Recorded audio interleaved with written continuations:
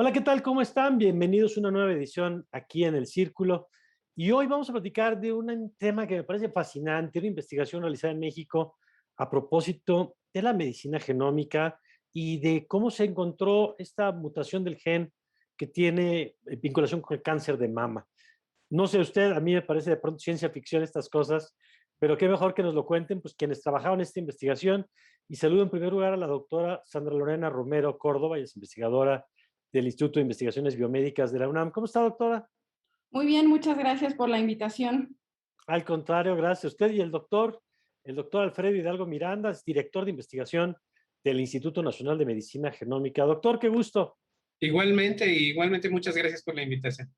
No, gracias a ustedes porque la verdad es que yo disfruto mucho poder platicar con ustedes y compartir a los amigos del auditorio el trabajo que se hace en México en materia de investigación. Y empezaría, doctor, por preguntarle o por pedirle que nos cuente cómo nace esta investigación, porque aparte, cuando sabemos que cuando se hace investigación se hace muchas veces interinstitucional, con lo cual pues requiere coordinación de instituciones, de investigadoras, de investigadores. ¿Cómo nace este proyecto?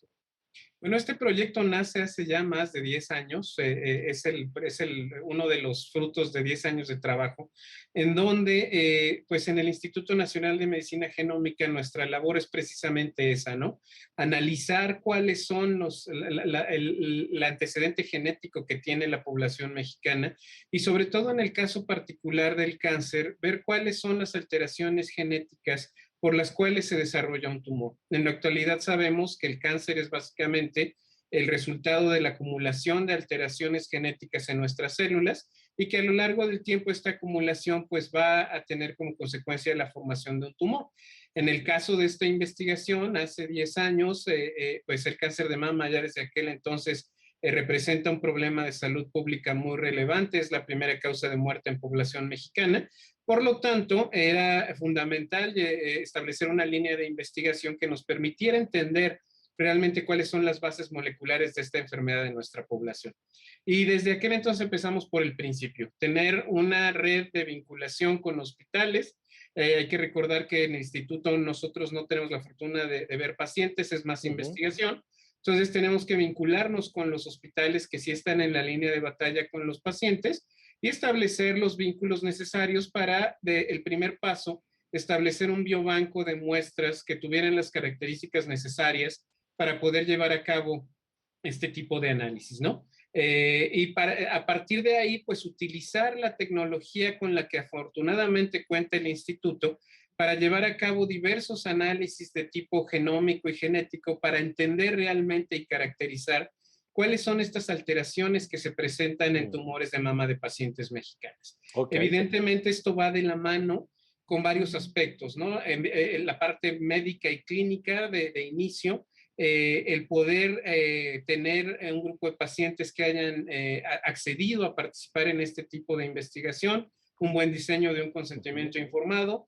Si hace 15 años le hubiera pedido yo a alguien que me tenía que firmar un documento donde me permitía secuenciar la totalidad de su genoma, pues hubiera sido parte de la ciencia ficción, como ya lo mencionaste, pero en realidad en la actualidad es algo que se puede llevar a cabo y que es el fundamento concreto de esta investigación. Okay. Que ya explicaremos en un momento por qué el consentimiento, por qué es importante.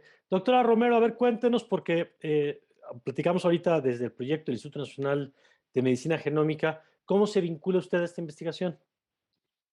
Pues desde que era chiquita, cuando salí con muchos sueños de la licenciatura, en realidad fue parte de mi tesis de licenciatura, me recuerda, o sea, crecimos juntos, el doctor Alfredo y yo, pues ir desde buscar a los clínicos. Yo me incorporé desde muy joven al cáncer de mama. El doctor Alfredo pues era uno de los, y bueno, sigue siendo uno de los líderes de investigación en México. Entonces pues me dijeron, no, pues cuando quieras hacer genómica te vamos a presentar a alguien, y quien me presentaron fue Alfredo.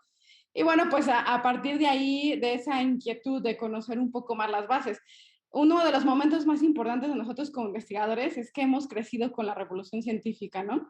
Estamos viviendo junto con nuestras investigaciones Claro. cómo ha ido cambiando, ¿no? Entonces, recordemos, en el 2000 son las primeras versiones del genoma humano, hoy por hoy ni siquiera todavía completo al 100%. Entonces, ha ido revolucionándose cómo entendemos las enfermedades, cómo entendemos nuestra propia información genética y cómo la tecnología. Entonces, así fue como, pues, cuando eran los primeros inicios de la genómica, cuando yo me interesé, y pues como llegué al grupo de Alfredo, y desde ahí, bueno, pues hice el doctorado, crecí con él académicamente, personalmente también, y pues pasó de ser mi tutor a un gran amigo y hoy un gran colega, ¿no? Ya un poco más grandecitos todos, madurando en la ciencia, pues también hemos ido creciendo a la par juntos, ¿no? Siempre apoyándonos. Ok, a ver, y doctor, en este proceso, déjenme hacerle algunas preguntas que para ustedes van a ser obviedades, pero para los que no somos especialistas, queremos entender el proceso. Entonces ustedes dicen, a ver, queremos entender qué pasa dentro del genoma de una persona que provoca, que tiene predisposición o que detona, porque sabemos, ya nos lo decía usted, que en el tema de cáncer, pues hay una combinación de factores, ¿no? A veces se atribuye con ciertos hábitos, pero sabemos que pesan los factores genéticos.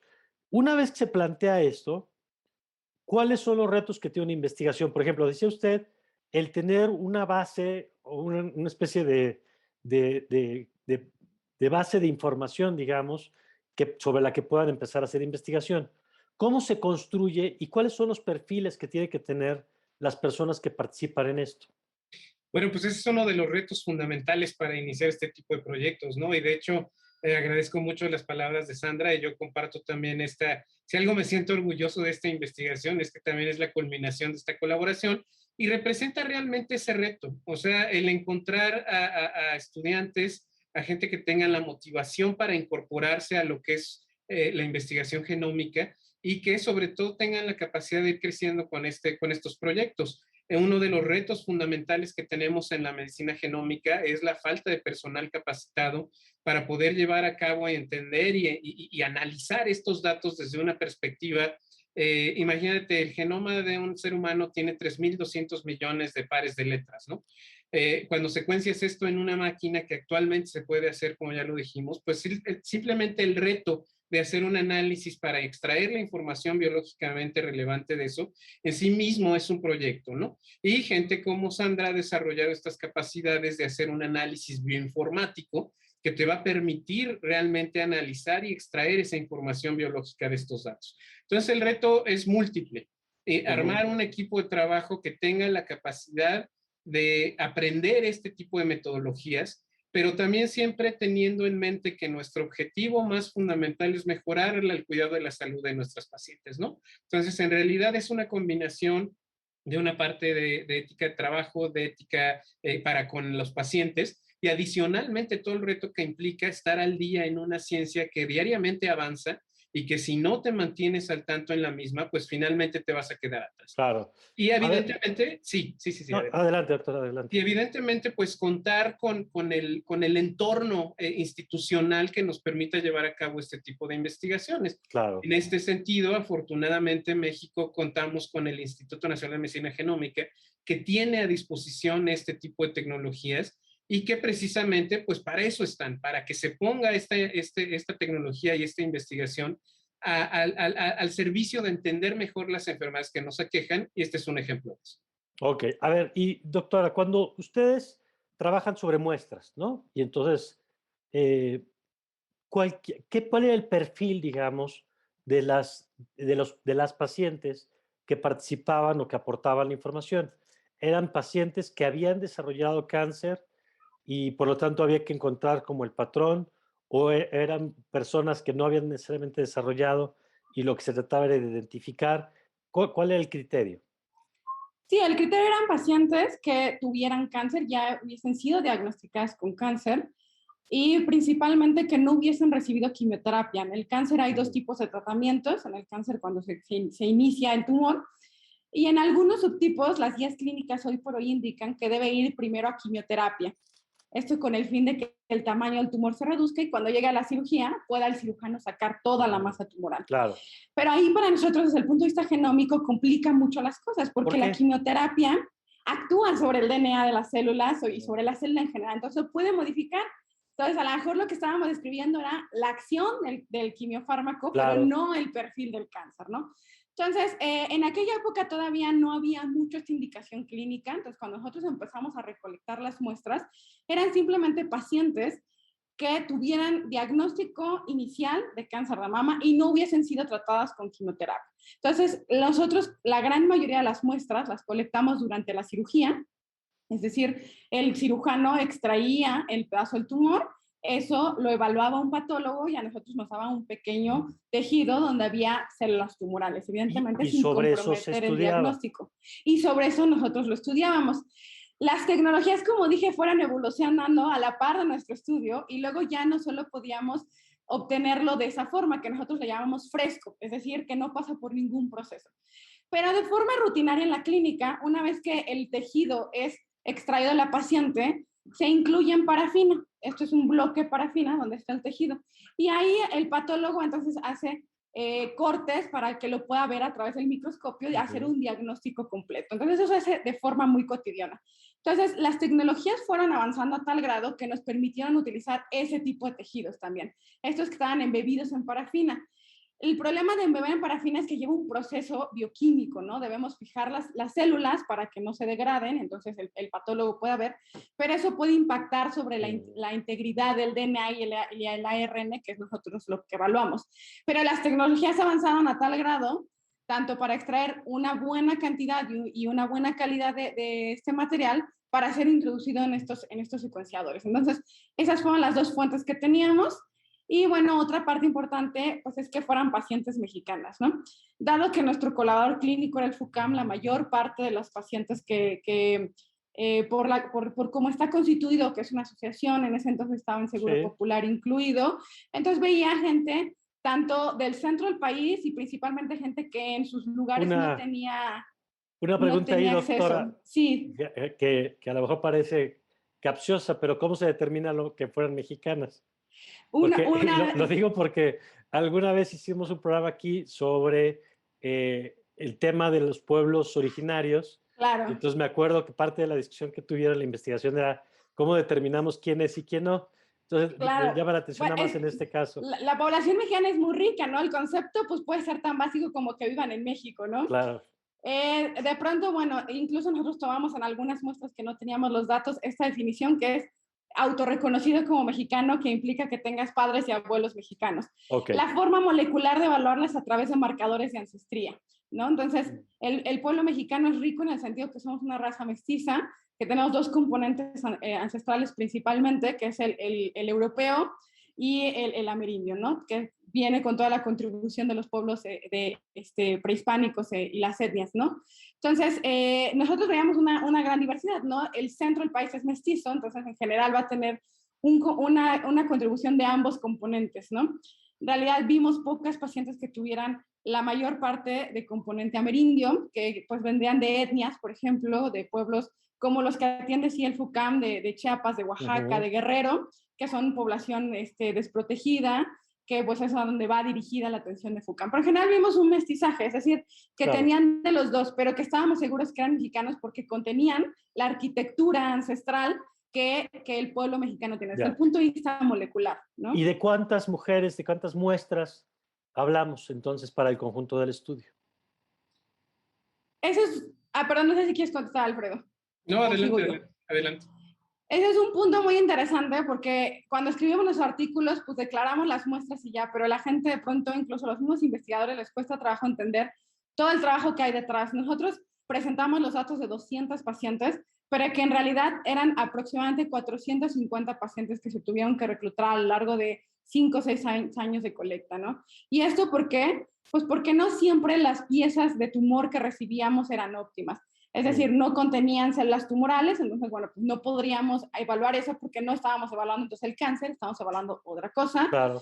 Porque al final, pues estaba muy degradado el material, entonces eso no nos podía permitir evaluarlo. Entonces, cuando digo degradado, implica que el DNA se rompe y el RNA también se rompe. Entonces, si se rompe, estas tecnologías tienen mucho menor eficiencia, ¿no? Requerimos, o sea, aunque digo, como lo dije, la tecnología avanzó tanto que hoy podemos ya evaluar DNA fragmentado o RNA fragmentado, pero si se fragmenta mucho, son los fragmentos muy pequeños, ya no es posible ni siquiera para estas tecnologías. Ahora, doctor, siguiendo, digamos, el proceso que ustedes, reconstruyendo un poco el proceso que ustedes siguieron, establecen este objetivo de la investigación, se dan a la tarea de recabar las muestras suficientes con la calidad adecuada para la investigación en los términos en los que ustedes la requerían. Y luego, ¿qué se hace? Porque parte de lo que hemos aprendido aquí en este programa es que cuando hablamos del código, digamos, la cantidad de información es enorme y que entiendo que la clave es saber dónde buscar. A lo mejor lo estoy diciendo con unas demasiado simplificado, pero que el reto es, ¿y ahora dónde miro? ¿No? De todo este conjunto de información, ¿dónde miro? ¿Cómo se sabe dónde mirar y qué es específicamente lo que están mirando ustedes en esta investigación? Bueno, en esta investigación, y precisamente la definición de la genómica es eso, el análisis global del genoma para que tú te liberes de ese sesgo de decir en dónde tengo que preguntar. Este sesgo inicial, pues lo teníamos que utilizar casi siempre con otras ciencias genéticas porque pues el conocimiento previo que teníamos acerca de una enfermedad nos llevaba a preguntar en ciertas regiones particulares del genoma. La gran ventaja de la genómica es que, por ejemplo, le estás preguntando en un momento dado a las células del tumor cuáles son todos los genes que están prendidos o apagados en un solo experimento. Entonces, en realidad liberas ese sesgo de la preconcepción del conocimiento de la enfermedad y dejas que los datos te indiquen dónde tienes que poner tu atención.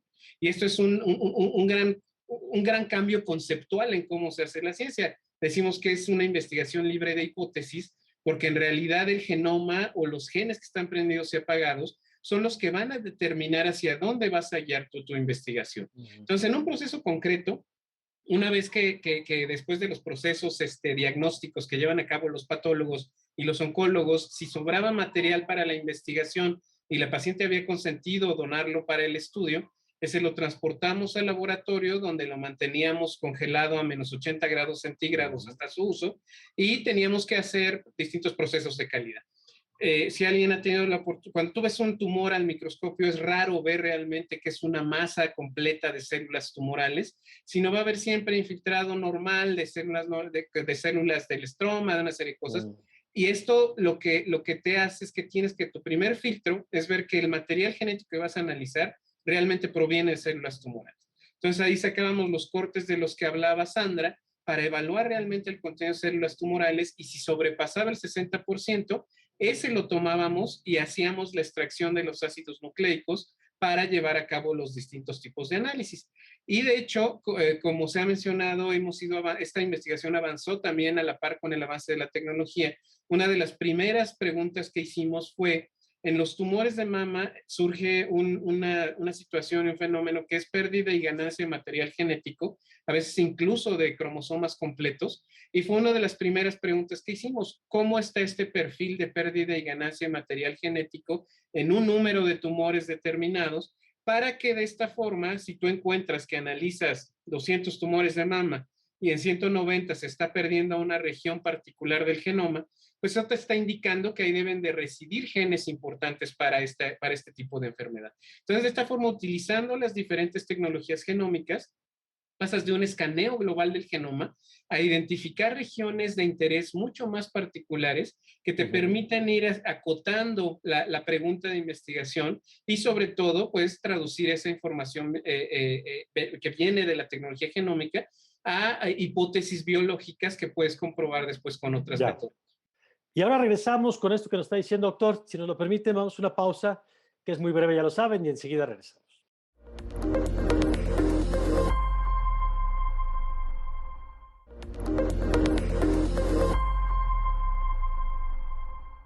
Estamos de vuelta y a ver, doctora Romero, ya nos dijeron entonces que van acotando, digamos, y saben entonces ya dónde hay que mirar. ¿Qué es lo que ustedes ven? Es decir, ven que hay un comportamiento irregular, ven que ese comportamiento irregular se replica en los 200 casos que tienen identificados y que eso, si lo comparas con alguien que no tiene cáncer, Porque, y voy más, si eso que ven ustedes permite identificar personas que pudieran desarrollarlo o solamente se presenta ese comportamiento cuando ya se ha desarrollado, que era lo que nos explicaban las muestras que ustedes estaban analizando. Sí, no, lo que nosotros vemos es una comparación. En este caso, nuestra comparación era qué tienen las mexicanas o qué no tienen las mexicanas con respecto a otras poblaciones. Y surge la pregunta porque en realidad el cáncer de México, desde el punto de vista clínico, sí tiene algunas peculiaridades. Okay. Una de ellas es que se presenta cada vez más en mujeres jóvenes con cánceres agresivos, cosa que en poblaciones mejores estudiadas, como son las descendientes de europeas o las asiáticas, incluso las africanas, afroamericanas, bueno, las africanas no debo decir, no, africanas, afroamericanas tienen un comportamiento también muy agresivo, pero no veíamos tanta incidencia de jóvenes con tumores agresivos. Siguiente, nos diagnostican 10 años antes, nos diagnostican a los 50 años, mientras que la media en otros países como Estados Unidos o Europa es 60 años. Y pues muchas de esas cosas pueden decir, bueno, pues es que no hay un acceso tan amplio a la salud como en estos países, pero no se pueden explicar del todo con estas afirmaciones. Entonces, de ahí surge la pregunta de qué tenemos, si se puede encontrar una característica genómica que es particular de las mexicanas y que podría explicarnos eso. Entonces, nuestras comparaciones directas fueron con otras poblaciones, con pacientes con cáncer de mama de otras poblaciones. ¿Qué Y esto se poblaciones? hace, perdón doctora, porque entiendo que justamente la ciencia permite que se va acumulando conocimiento y que existen como, si me permite la expresión, como bases de datos con las cuales comparar, ¿no? Exactamente, pero una de las cosas es que la población mexicana está muy poco representada en esas bases de datos. Entonces, los esfuerzos internacionales que hasta el momento tenemos se han centrado prácticamente en población caucásica, ¿no? Entonces, la pregunta de si somos distintos y la genómica puede explicarlo, pues no la sabíamos, ¿no? Y nadie, o sea, había indicios y evidencias, pero no había un trabajo concreto que nos dijera. Entonces, la comparación fue con estas otras poblaciones y bueno, sí, también evidentemente siempre comparamos contra lo normal, ¿no? La forma en la que nosotros encontramos lo que no es normal es comparándolo contra lo que no tiene cáncer, ¿no? Entonces, hay muchos genes que ya conocíamos que en el cáncer están alterados y que nosotros los volvimos a encontrar con algunas peculiaridades en población mexicana, ¿no? Entonces, esas eran las comparaciones, digamos, bioinformáticas, matemáticas que manejábamos nosotros. Y cuando hacen esto, doctora Romero, porque yo imagino que la ciencia y esta parte, cuando hace esta comparación y la pregunta es, ¿hay algo diferente en las mujeres mexicanas? Y la respuesta es sí. Sí, sí lo hay desde el punto de vista genómico. Obviamente sí es importante acatar que este es un primer análisis, si bien es un gran esfuerzo y comparado con otros esfuerzos internacionales estamos muy similares, solamente evaluamos 200 pacientes mexicanos. No podemos hablar entonces de población mexicana. Parte de nuestros hallazgos que en un momento compartiré con ustedes es validarlos en estudios más grandes, ¿no? Pero lo que nosotros encontramos en este grupo de pacientes de inicio es este gen, que es un gen que se llama AKT, AKT1, es un gen que se conoce desde hace ya mucho tiempo que participa en cáncer, no solo en cáncer de mama, en muchos otros cánceres, una vía que está siempre alterada y que cuando se altera se activa de más y cuando se activa más la célula prolifera y que genera pues un tumor que está creciendo, creciendo, creciendo y ese tumor entonces evidentemente pues puede generar metástasis, invasiones a otros órganos, ¿no? Entonces lo que nosotros encontramos es que este gen se encontraba mucho más frecuente en la población mexicana, mientras que otras poblaciones los encontrábamos entre un 3-4%, es lo máximo que veíamos reportado, en nosotros lo encontramos en un 8% de las pacientes. Solamente encontramos una misma incidencia en una corte de coreanas, que son pacientes jóvenes, que podría explicar por qué está tan altamente frecuente. La importancia de este gen no solamente es desde el punto de biológico, ¿no? De que 8% de las pacientes que nosotros analizamos, pues pueden haber surgido su tumor a través de esta alteración, sino que hoy por hoy contamos con fármacos que pueden inhibir la actividad de esta molécula, de este gen que está sobreactivado, ¿no? Okay. Entonces, la importancia es esa, ¿no? Desde el punto de vista clínico, es que podría traducirse y ya se está traduciendo. Ahorita en ensayos clínicos, digo, a través de COVID hemos entendido que todo en la ciencia va paso a paso, sí. Pues entonces están ahorita ensayos clínicos, pero cuyas las respuestas que han mostrado es que son benéficos, es decir, cuando yo combino los inhibidores de AKT, ya sea directamente contra AKT1 o contra toda la familia de genes, que son 4 genes, con otras terapias como la quimioterapia, pues las pacientes responden mejor. Okay. Entonces, sería posible que las pacientes mexicanas podrían beneficiarse más de este tratamiento, ¿no? Okay. Esa es obviamente una pregunta. Claro, pero eso me lleva, doctor, a una cosa que suena rara, porque decir ciencia mexicana o ciencia para México, pues suena extraño porque solemos pensar en la ciencia como universal. Pero lo que ustedes están poniendo sobre la mesa es que siendo universal la ciencia, en tanto al método, en tanto a la investigación, en tanto a que es comparable, que es replicable, que tiene todas las virtudes que tiene la ciencia, lo que nos están diciendo es que sí es importante tener ciencia aplicada, en este caso a población mexicana, porque lo que se encuentra no necesariamente es lo mismo que se encuentra en otras poblaciones. Sí, claro, y eso es fundamental. Simplemente hay que recordar, pues el proyecto del genoma humano por ahí del 2000 lo que nos demostró es que en realidad dos seres humanos cualquiera, si yo secuencio el genoma de cualquiera de nosotros y lo comparo contra alguien en Europa, en África o en Asia, somos muy similares. Somos cerca del 92%, 95% igualitos a nivel genético. Sin embargo, ve la gran diversidad pues, de fenotipos y de cuestiones que se ven como diferencia en la población humana. Entonces, a pesar de que a nivel genético somos muy similares, ese pequeño porcentaje de diferencia es fundamental. ¿Por qué? Porque hay que tomar en consideración que cada población humana ha tenido una historia demográfica distinta.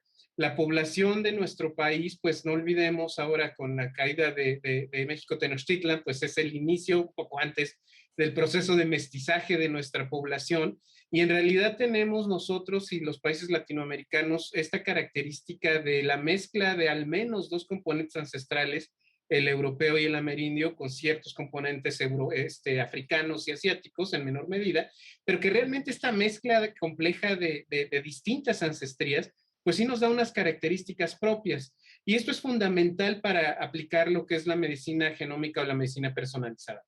Un hallazgo que se hace en población, por ejemplo, finlandesa, en donde pues prácticamente la diversidad genética es más baja y en donde realmente las características demográficas de esa población son completamente distintas a la nuestra, no es tan fácil simplemente importar ese conocimiento y aplicarlo a nuestra población. Nosotros tenemos que caracterizar a nuestra población, conocer la diversidad genética de la misma y solo sobre esa base podemos realmente desarrollar las aplicaciones de medicina personalizada. El ejemplo particular de este trabajo nos habla de esas diferencias. Como ya dijo la doctora, lo que hicimos fue comparar con bases de datos y ahí es donde entra la universalidad de la ciencia y sobre todo este afán real de compartir el conocimiento, ¿no? Sin estas bases de datos internacionales, pues parte de nuestro trabajo no hubiera sido posible. Entonces, la responsabilidad de los que generamos estos datos, pues que estén disponibles a la mayor cantidad de personas para enriquecer el conocimiento y el trabajo posterior. Fue lo que hicimos. Y eso realmente nos llevó a identificar estas diferencias existentes o más frecuentes en población mexicana comparada con otras poblaciones. Tiene que ver o no con la estructura particular del componente amerindio que caracteriza la población mexicana. Eso es algo que responderemos en otras investigaciones, pero es una de las diferencias que encontramos en este trabajo. Ahora, dígame una cosa, doctora, a reserva de que ahora platicaremos de la parte clínica que nos decía la doctora, pero nos decía usted al principio del programa que esto es una investigación de años. ¿Hay un momento en la investigación cuando ustedes encuentran estos hallazgos o descubren no sé si el término es, si se puede aplicar el término como del patrón, digamos, distinto a otras poblaciones? ¿Hay un momento casi donde se ven los primeros resultados después de tantos años de trabajo y qué se siente, cómo se vive ese momento?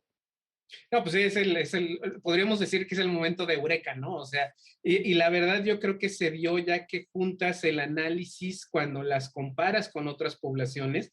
El artículo que nos llevó donde describimos esto, pues fue la suma de la descripción de hallazgos de varios personajes que han pasado en el laboratorio, de distintos métodos de análisis genómico, y ese momento donde realmente te das cuenta de que tienes algo diferente y que vale mucho la pena es cuando se hace la integración de todos estos datos y que a través de los análisis bioinformáticos que llevó a cabo la doctora, pues realmente empiezas a definir ¿Cuáles son esas diferencias con otras poblaciones? Entonces, en realidad ese fue el momento clave, yo creo, cuando se llevan a cabo los análisis de integración de todos estos datos y cómo comparando con otras poblaciones humanas, realmente te das cuenta de que existe algo que no nada más es relevante para la población mexicana, sino para el conocimiento en general del cáncer de mama y que adicionalmente, más allá de una observación puramente biológica, puede tener, como ya dijimos, también implicaciones terapéuticas de relevancia. Yo creo que ese fue el momento más relevante del trabajo. No, debe ser fascinante y después de además de tantos años de trabajo que le han dedicado a este proyecto. Doctora Romero, el que usted se ha identificado esto, déjeme regresarme un poquito nada más. ¿Qué revela en el sentido de, nos lo decía por ejemplo para el tema de tratamientos, ¿no? Porque identifica dónde hay que dirigir y qué tipo dónde hay que hacer tiros de precisión, digamos, que sabemos que el problema con el cáncer, con muchas otras enfermedades, es que cuando no sabemos exactamente qué queremos pegarle, el efecto para las pacientes es muy duro, ¿no? A veces las quimios o los tratamientos en general son muy agresivos porque tratamos justamente de frenar el tumor y mientras más precisión tengamos, mejor. Pero esta información que ustedes identificaron también permite, por ejemplo, detectar predisposición de alguna mujer al desarrollo o porque entiendo que a veces son las cosas que se pueden hacer a través de las investigaciones como estas, ¿no? Sí, en realidad no, o sea, no. El cáncer de mama, hay, digamos, dos grandes grupos, el cáncer heredofamiliar, que es el que sí podría haber predisposición, es aproximadamente el 15% y el resto es esporádico, ¿no? Entonces, nuestros análisis concretamente no creo que hablen de predisposición, pero sí hablan de algo interesante. Decíamos, la población mexicana puede ser distinta por lo que ya trae en sus venas, digamos, ¿no? O sea, traemos la caída de Tenochtitlán con todo lo que venía antes de Tenochtitlán y la mezcla con los europeos y pues salimos esta bella raza, ¿no? Nosotros salimos este bello pueblo. Pero otra cosa importante es que vivimos en un ambiente distinto también. Y ese es el segundo hallazgo que nos llevó a entender este tipo de cosas. Y es que los tumores tienen como un biométrico, ¿no? Tienen una huella digital. Y esa huella digital la han analizado por diferentes patrones, pero uno de ellos es a través de patrones de mutación. Entonces, la mutación es un cambio en las letras, ¿no? Entonces, recordemos que el DNA está conformado por letras y en ciertas posiciones se dan cambios. Y esos cambios, como la mutación de AKT, pues veíamos que activaba la molécula, en otros hace que se pierda la molécula, ¿no? Etcétera. Pero hay formas en las que se dan de forma muy particular los patrones, ¿no? No necesariamente en genes particulares, pero a lo largo del genoma hay un patrón específico de un contexto genómico que se dan. Y entonces eso nos ha permitido tratar de discernir cómo se origina el cáncer, ¿no? Y se puede originar por factores externos, como por ejemplo si yo me asoleo y me da mucha luz UV, pues entonces me va a dar melanoma. Si fumo, me va a dar un patrón específico y aumento mi riesgo a cáncer de pulmón si masco tabaco. Y luego hay patrones que tienen que ver íntimamente con cosas de la célula, con patrones de la célula, procesos celulares. Cada que se divide nuestra célula, hay errores y esos errores se deben componer.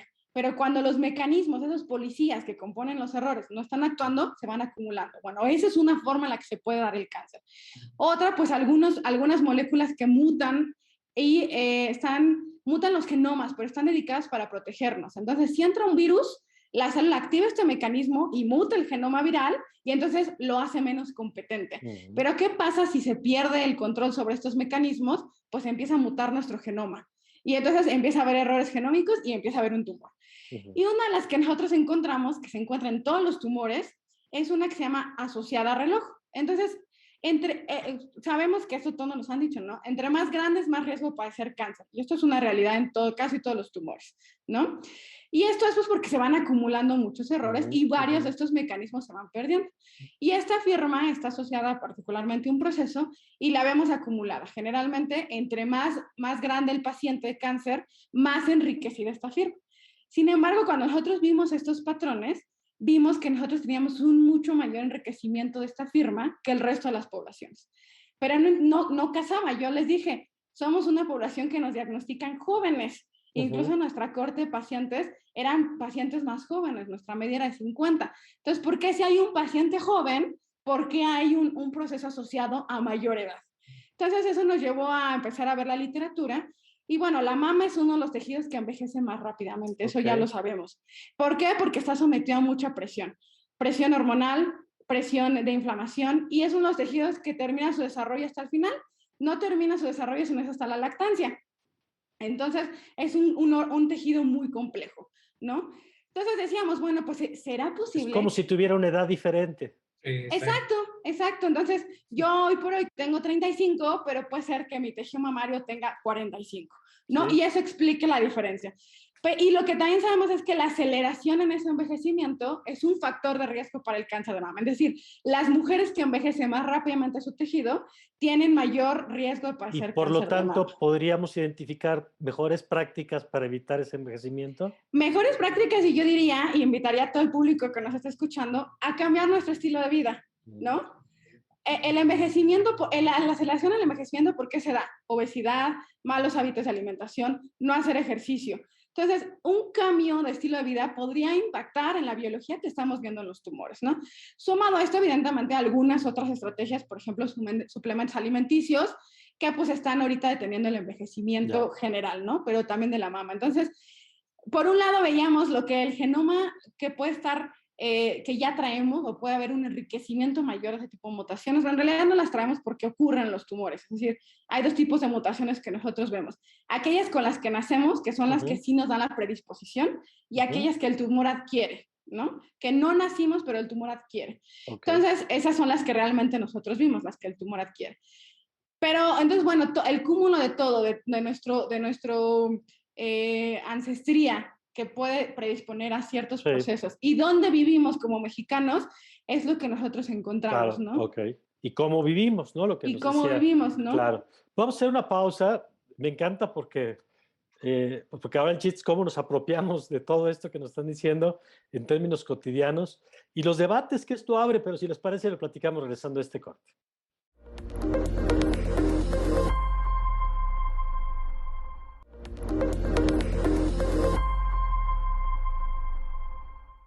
Bueno, estamos de regreso, doctor, y algo que comentaba usted al principio es este asunto de la información que se recaba, lo comentaba también la doctora, el tema de la protección de los datos, porque es interesante cómo esta disciplina que ustedes practican y estudian, pues se mezclan temas de tecnología, porque es software el que permite procesar estos volúmenes de información, pero es medicina, evidentemente, pero también es hasta derecho, ¿no? ¿Quién tiene acceso a mi información y cómo se protege? ¿Y qué hacemos luego con la información y los hallazgos que tenemos? Si nos puede platicar un poquito de esta parte que es interesante, porque no solemos pensar medicina y derecho de la mano, ¿no? Exacto, no, y en realidad en la medicina genómica tienen que ir íntimamente ligados. No tenemos un dato más íntimo ni personal que la información de nuestro genoma. O sea, hablábamos, por ejemplo, de la predisposición a padecer cáncer. En este trabajo no lo abordamos, pero tenemos otras líneas de investigación que donde describimos, por ejemplo, las mutaciones más comunes asociadas a cáncer hereditario en pacientes mexicanas. Y esto es algo de lo que podríamos entender o aprender si secuenciamos el genoma de una persona. En un ámbito de investigación, tú podrías estar buscando genes asociados a obesidad y resulta que una paciente en particular tiene una susceptibilidad a cáncer, ¿no? O sea, esa información tiene que ser tratada con todo un marco legal que proteja pues que proteja a la paciente como tal, que proteja los datos, quién tiene acceso a los mismos y cómo se van a manejar. De ahí la relevancia del documento que mencionábamos del consentimiento informado. Aquí en el instituto tenemos un área que hace un análisis de todos los aspectos éticos, legales y sociales asociados a la medicina personalizada y cómo tenemos que mejorar el marco jurídico en nuestro país para proteger esa información y que se haga un uso adecuado de la misma. ¿Qué podría pasar? Imagínate que nuestro empleador supiera que tenemos una susceptibilidad genética, nuestro seguro. La aseguradora, claro.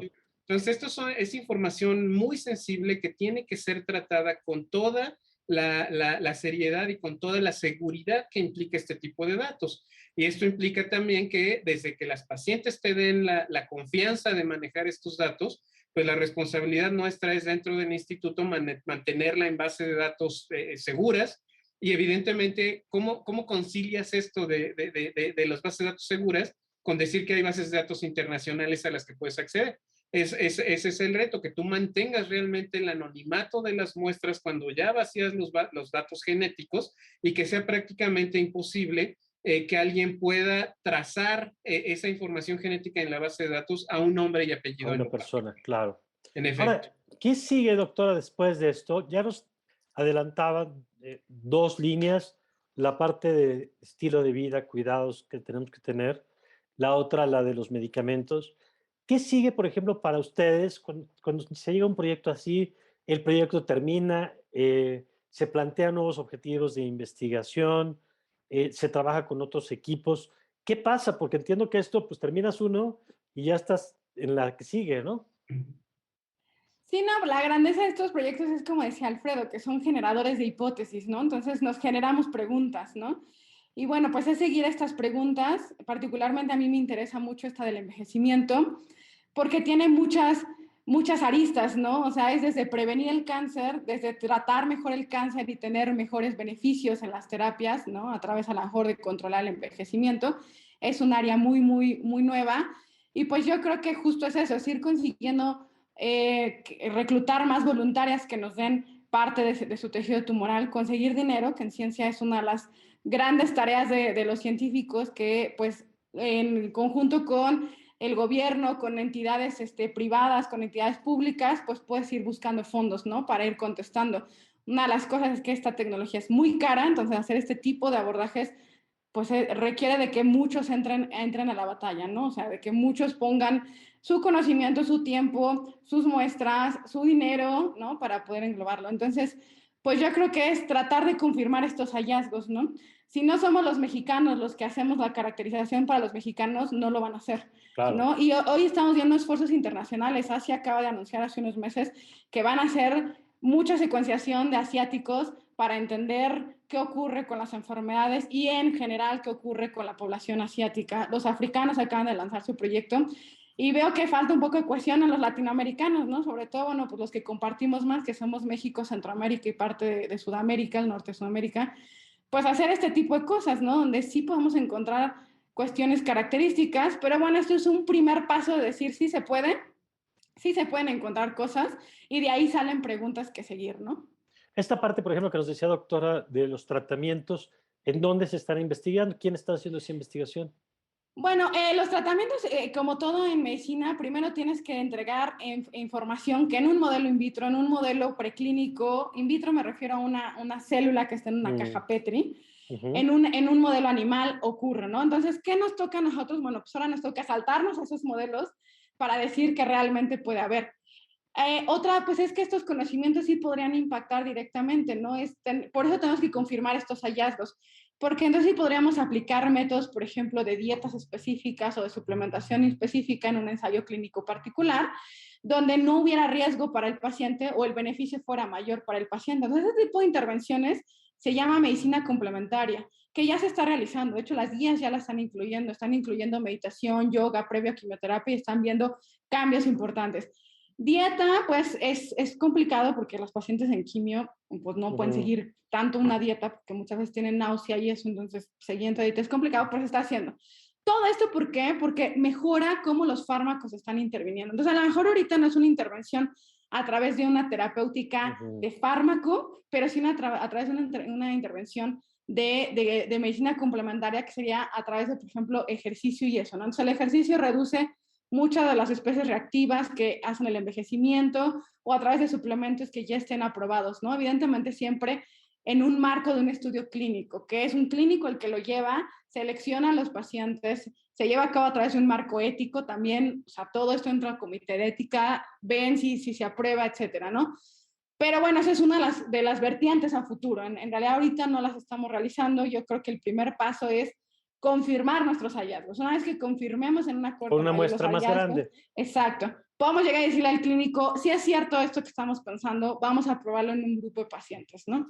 Y eso me lleva, doctor, a esto que decía la doctora de los recursos para la investigación. Yo creo que lo mencionaron ustedes, la pandemia, si algo tendría que habernos provocado como humanidad, es una conciencia de la necesidad de tener investigación para hacer frente a estos y otros fenómenos, ¿no? Ya un virus o sea, en este caso, un estudio genómico que te permite identificar qué se produce cuando se detona un cáncer. Y le pregunto ahí, pues, ¿qué estamos haciendo bien y qué tendríamos que estar haciendo? Porque yo creo que espacios como este tienen que divulgar su trabajo, pero también tienen que servir para visibilizar, pues, lo que, insisto, lo que sí se está haciendo bien, como las instituciones que hoy tenemos que hacen un trabajo muy importante, como el trabajo interinstitucional, como investigadoras o investigadores jóvenes que están trabajando. Es decir, no es tirarse al piso, pero seguramente también hay muchas cosas que tendríamos que estar reforzando, doctor. Sí, claro, y mira, aquí la cuestión es el desarrollo de un buen proyecto. Yo creo que tenemos toda la capacidad. En México existe ya una masa crítica de investigadores en el área de las ciencias genómicas que están generando datos de muy alta calidad con competencia internacional.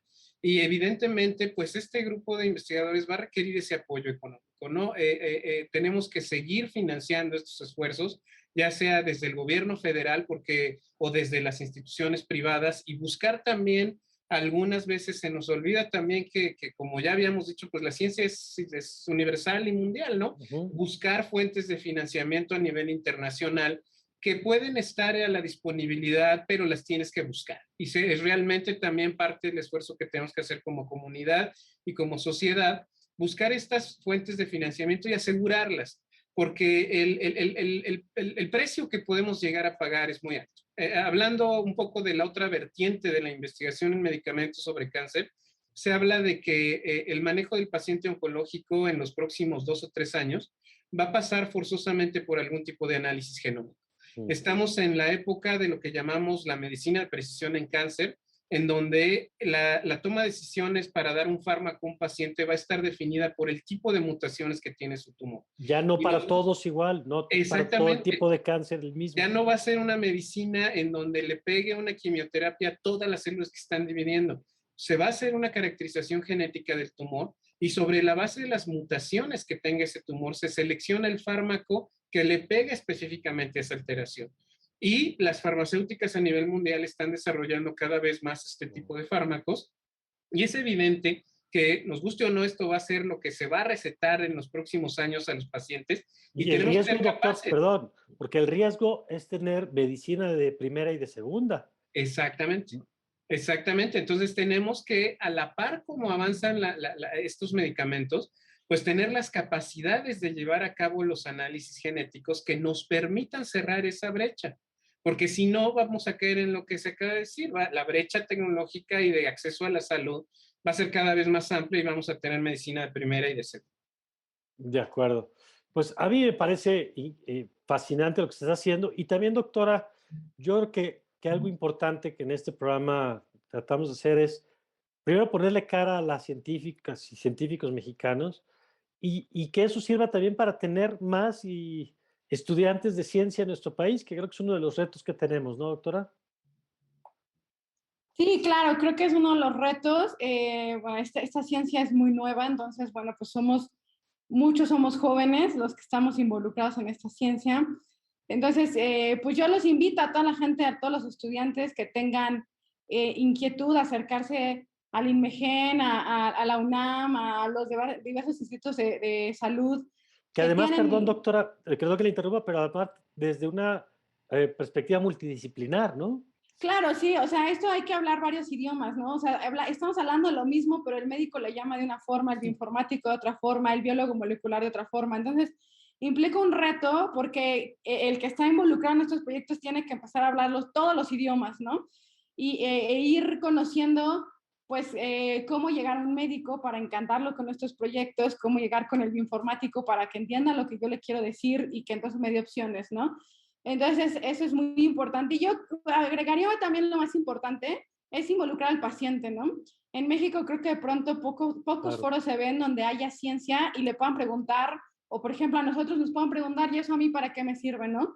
Y yo creo que eso también es el ir cerrando esa brecha, ¿no? Que el paciente conozca qué es lo que tiene, qué es lo que se está haciendo, que entienda que no es que vamos a curar el cáncer de hoy para mañana, es una enfermedad muy compleja, que no, la cura no es fácil, ¿no? Ya decíamos, cada tumor necesita un tratamiento específico, bueno, pues eso complica todo el panorama, ¿no? Pero que vaya entendiendo que la ciencia está avanzando, ¿no? Entonces, una vez que tienes el apoyo del paciente, es mucho más fácil, ¿no? Llevar este tipo de protocolos, incluso lo que decíamos, las fuentes de financiamiento, entonces ya no pueden ser las típicas de ciencia, puedes ir ya a través de fundaciones específicas, ¿no? Que en México eso falta, ¿no?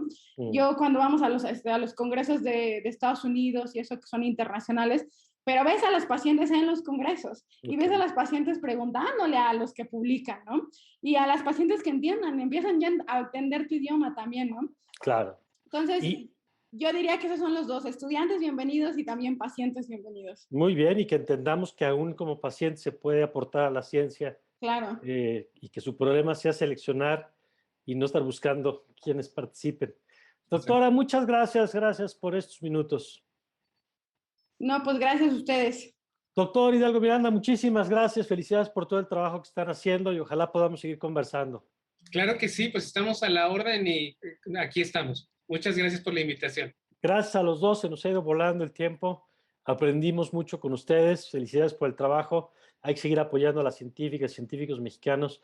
Gracias y gracias a usted por habernos acompañado en una nueva edición en El Círculo. Yo le invito a que siga con nuestra programación y le deseo, como siempre, que tenga usted un magnífico, pero magnífico día.